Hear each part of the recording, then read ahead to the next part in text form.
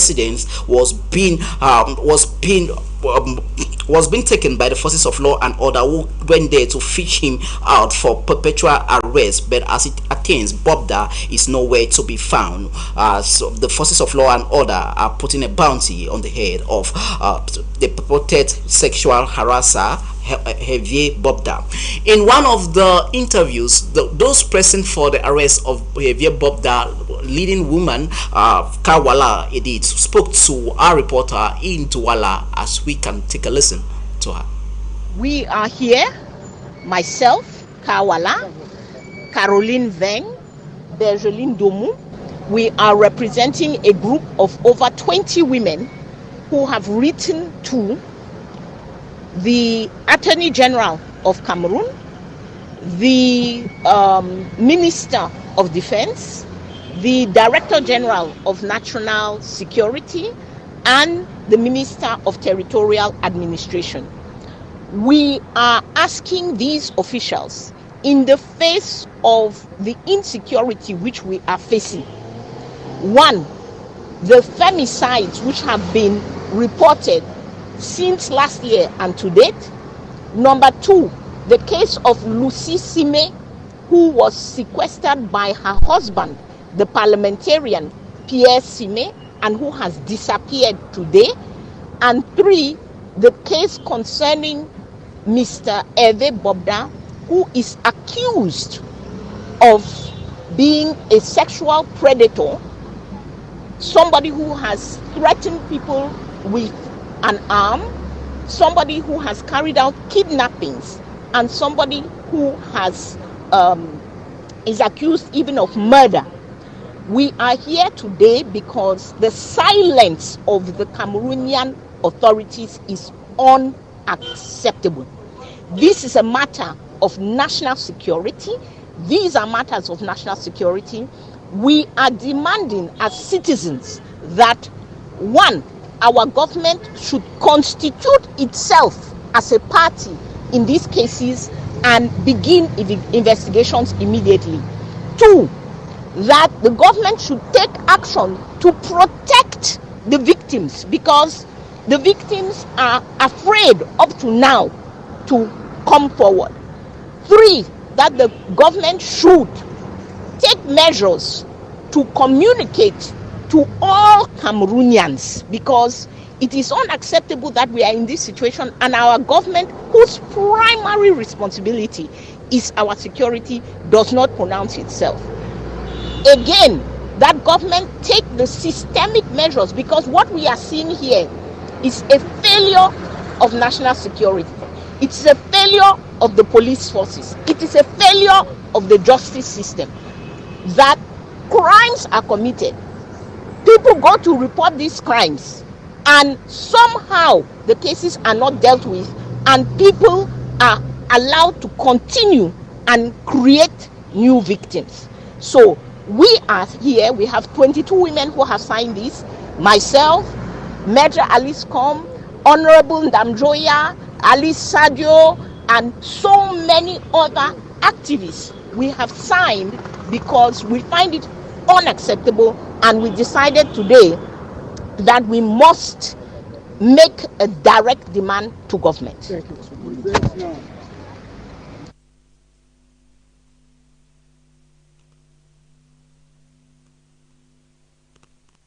That was Edith Kawala, the chairperson or president of the Cameroon's the Cameroon PPP movement party, who was speaking there to our reporter in Douala. We move over to the Southwest region, where the chairperson of the follow-up committee of the Southwest Public Investment Budget for 2023, Malumba Eseme Donald, has frowned at the uncompleted rate of a project execution in the Southwest region. He extended his anger in a meeting that was presided over by him over there in Boya for the set structure, as Alice Lekeliengo Ikome has more for us. In evaluating contracts awarded in the 2023 public investment budget in the Southwest region, the Southwest Regional Participatory Follow-up Committee meeting on the execution of public investment budget has taken place in Boya. Chaired by the chairperson of the Public Investment Budget Follow-up Committee Southwest Region, Honorable Malumba Esembe, in the presence of the representative of the Southwest Governor, Bembe Vanessa. Before the next meeting that we are going to be assembled here, as God will permit, you will get results from that. The global total as of December 21, 2023 stands at 11,923,569,000 CFA francs. Technically, the meeting was to review the entire year 2023, and we note first of all that the level of execution, if you combine financial and physical, puts us at about 83%. Yes, this is not too satisfactory because it doesn't get us to the bar we had set of 100%. But we've taken time to review the situation. There are a few areas, like in Manu, where apparently for security reasons we had a noticeable decrease in the rates of execution. A few councils which we indexed, like the Kumba City Council and the councils in Tinto and Guti, have been a problem to our drive towards a 100% execution. Some departments too, like that of Public Works, when it comes to contracts relating to roads, we've looked at the situation and, put them to task. The chairperson frowned at uncompleted projects and discarded repeated excuses. Rainfall should cease to be a justification for works not being carried out. We have resolved to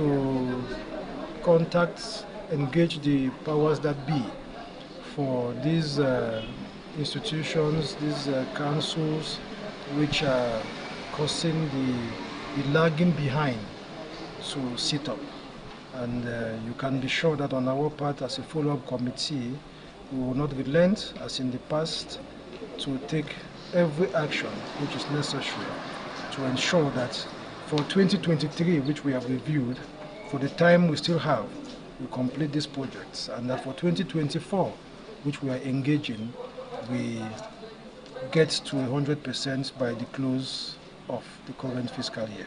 Some recommendations were arrived at, like beckoning on the treasury sector for timely payments and that leaders of beneficiary communities should be part of their planning meetings. On to something else now. After assessing Cameroon's progress on the Continental Free Trade Area, the Carrefour Policy Institute has organized an operational work group session with a think tank to propose better recommendations that will enable the Cameroonian government in order to foster the African Free Trade Area agreement that was signed some years back. Sonita Ngunyu has more.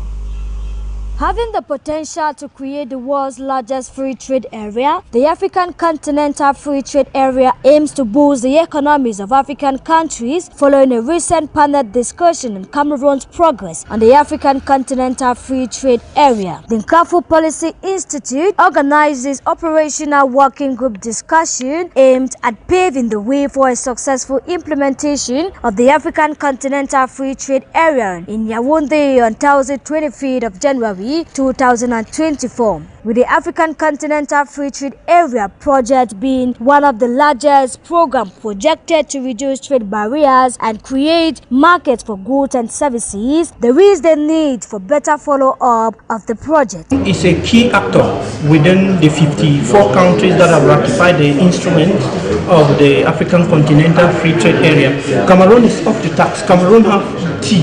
Like as of now, we have 3 certificates of origin that have been issued to the Cameroon Tea Estate, to the Ndawara Tea Estate, to JIC International. So those are already ways in which Cameroon is participating within the agreement. Cameroon is fit. What we need now is effective implementation and more of let's talk more of the strategy, taking into consideration the national development strategy. The operational working group that saw exchange of suitable recommendations from the various participants, Cameroon, that is amongst the 8 countries to start this particular project implementation, will benefit from intra-African trade, fostering economic integration. Imported cosmetic products, we've exported tea. These are products that falls within the first list of 96 products that we earmarked for the Direct Trade Initiative. So we are looking forward to countries like Nigeria, which are joining, countries like South Africa, which are joining, with which we already have trade relationship. And what we are looking at now to do is to move existing trade into the preferential trade regime, so that countries that are importing from Cameroon can feel the benefits, because we have trading relationships with other countries in the continent, but they are today under the most favored nation, which is putting the cost of trade higher. So we want to move them into the EFTA channel, where the cost of trading is lower because duties are already being reduced. The African Continental Free Trade Area, which was enforced in January 2021, has marked a decisive turning point, especially for countries like Cameroon, who has already started exporting her goods and services to countries like Chad. We cross over to Manyu's division of the Southwest region, where 5 principal inspectors of police, police constable, and 19 inspectors of police have been awarded with epaulets for their outstanding works that they have been carrying out so far in Manyu's division of the Southwest region. The special epaulets award ceremony took place at the police headquarters in Mamfi, as it was presided over by the first senior divisional officer for Manyu. Alice Leke Liengui Kome traveled to Mamfi and now comes back with this report. Just as in other parts of the country, the epaulets ceremony has also taken place in Manyu Division. The second edition was presided over by the first assistant senior divisional officer for Manyu, representing the senior divisional officer of the division. He called on the police officers to uphold discipline as they do their work. The ceremony that took place at the Mamfe Municipality Grandstand left the awardees expressed their gratitudes. For reaching this level, we have been waiting for long. Respect from our country. Today we are very grateful. All the policemen here in the Mamfe, they are grateful. You know, it's the second time that the head of state decided to organize the award of epaulet here in Manyu Division. And like we know, it's cheaper, because at the former time it was very difficult to travel, to go in another town to take the epaulet. Now we make all in our town, all in our division. So we are very happy. Grateful and thankful to God that He has taken us this far to this other level. 5 principal inspectors, 3 senior police constables, and 19 inspectors were awarded in Mamfe.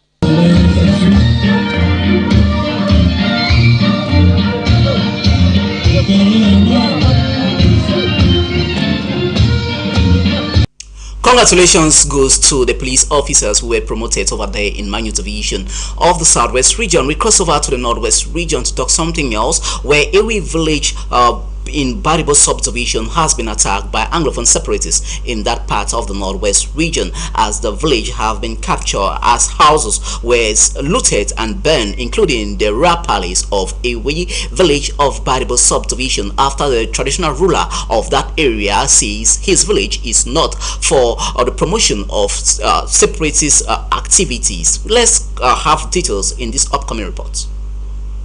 Separatist fighters in the Northwest region wage havoc in AY village of Batibo subdivision in Momo division, as the separatist fighters loot and burn the royal palace and other structures in the village. Yes, it started on Thursday, Friday, Saturday, breaking Sunday. So some armed men entered the village and burned down the palace, because it started that the general of Ambazonia, called Efa, alias Big Number, so he was captured by the military and some of his men was killed. and the group turned out to accuse the villagers, the village of EY in Batibo subdivision. They accused the villager that their complicity with the military, of which most of the villagers know nothing about it. The oppressor who has imposed a shutdown in the said village, as one of the survivors recounts on witnessing food shortages and shortage of basic commodities as people can no longer go in or come out of the said village. They kidnapped 23 members of the Elek family or the EY family and carried them to the bush. So with cry, they released them and asked them not to go out from the village. So they surrounded all the village. And later on, they are threatening to kill all the quarterheads there. So now, those people, they cannot go out, they cannot go in, and there's an acute shortage of food, drinking water. So the situation is very terrible there in EY village in Batibo subdivision. The day's havoc in the village comes after a local separatist leader in the said area known as EFA was captured by the Cameroonian Defense Forces, and the said separatists are accusing the villagers of EY of being in collusion with the security forces of Cameroon. EY village to try to protect them and let the international community see what is happening there in EY village. It's a gross human rights violation. All the palace have been burned down, and the palace is the symbol of unity of EY people. So I want to use this opportunity that the EY people, they are not part of what is going on in the northwest and southwest. They just want to live their life quietly, but some people have hijacked them and forced them to enter into a conflict which they did not want. So we are appealing to the international community to take a particular note and assist those people for this terrible situation that is going on. The said separatist leader, who was captured by the defense elements after several atrocities that he caused in the village, was taken to a disclosed environment from his hospital bed, receiving treatment in Bamenda. The poor villagers who are caught in between the devil and the deep blue sea are calling on the defense and security forces to come to their rescue.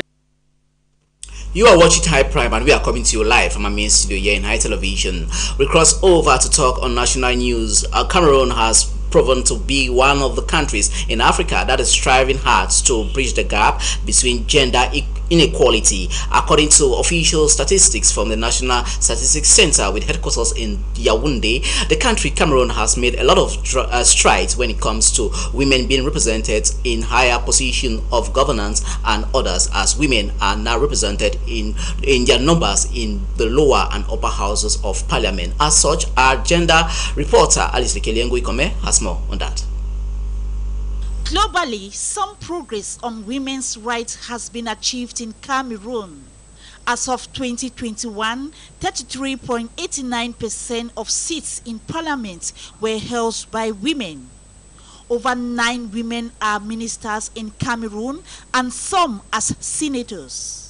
Still in Cameroon, most government schools are headed by women. Cameroon has made key strides towards gender equality and women's empowerment through major international commitments, including the Convention on the Elimination of All Forms of Discrimination Against Women.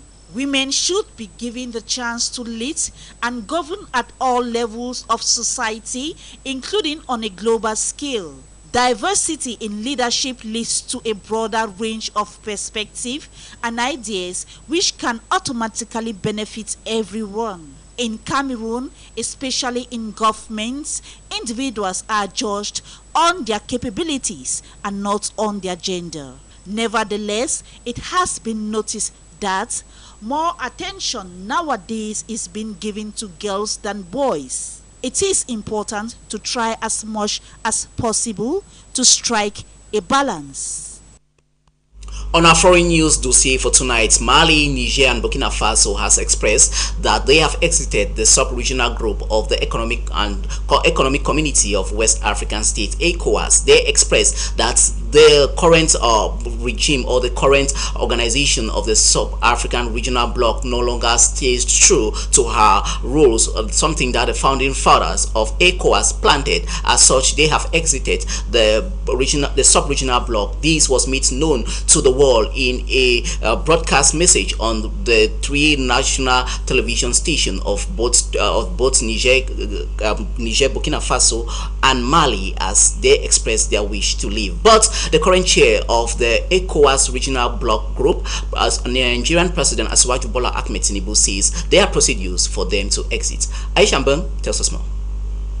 Mali, Burkina Faso and Niger jointly announced their withdrawal from Economic Community of West African States, ECOWAS, on Sunday. The juntas accused the regional economic bloc of imposing inhuman sanctions aimed at reversing recent coups in their respective countries. The joint statement, broadcast on state television in all 3 nations, asserted that the decision to withdraw was made in complete sovereignty, alleging that ECOWAS had deviated from the ideas of its founding fathers and Pan-Africanism after nearly 50 years of existence. The juntas contended that ECOWAS, influenced by foreign powers, had become a threat to its member states and their population. ECOWAS, established in 1975 to promote economic integration in member states, is considered West Africa's top political and regional authority. The bloc has faced challenges in recent years as it strives to address coup incidents in the region and ensure the equitable distribution of natural resources.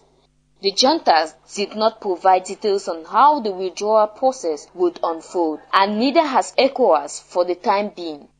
The regional bloc, which recognizes only democratic governments, has faced previous challenges to its authority, with its regional court ruling last year that juntas lack the power to act on behalf of their nations in place of elected governments.